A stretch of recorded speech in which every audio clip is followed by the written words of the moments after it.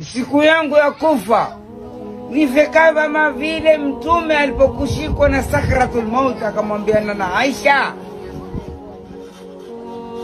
kam inde min almal, na pesa ngapi ndani ya nyumbani kwangu mimi Mtume? Yomwambia bibi yake na Aisha. Na Aisha akamwambia hiya 7 dananir wa nisfu, shilingi 7 na suni ndio ziko ndani. Mtume akamwambia mke yake, taswadak ya sadaka hizo, kaifa yalkau Muhammadu rabba fi baiti 7 dananir wa nisfu. Bibi Mtume Muhammad ataonana na muda wake wakati nyumbani kwako kuna shilingi 7 na suni? Akazimia bwana Mtume. Bibi amwachie kwema. Akasema Mtume Muhammad sallallahu alaihi wasallam, Allahumma salli ala nabii, akasema, akazimia Mtume. Akazimia katika sakaratul maut, akapata tena fahamu, akamwambia ya Aisha, ewe Aisha.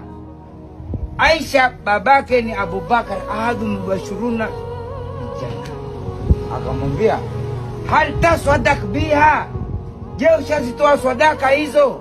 Akamwambia ansani ya Rasulullah, nimesahau Mtume Mwenyezi Mungu, bimarudhika, kukushughulika na maradhi yako ya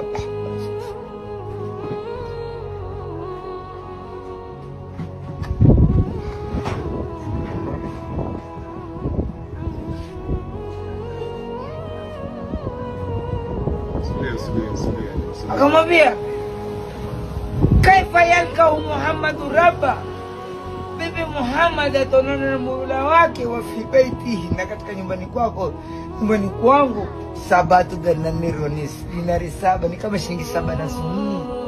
Pesa mingi. Una watu kama una kitu mtu anakudharau, hajui Mungu angali pesa.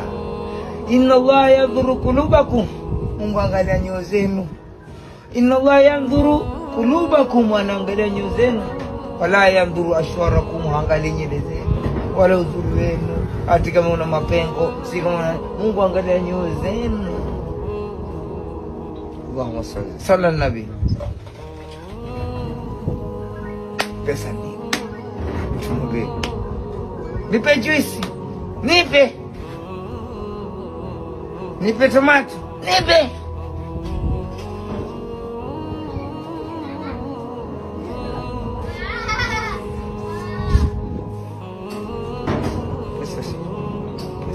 Mungu angalia matendo yako.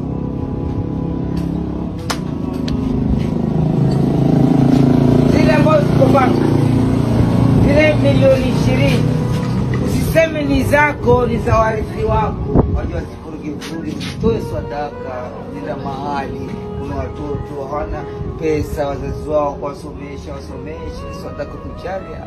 Nenda mahali hakuna maji, kachimbe visima, watu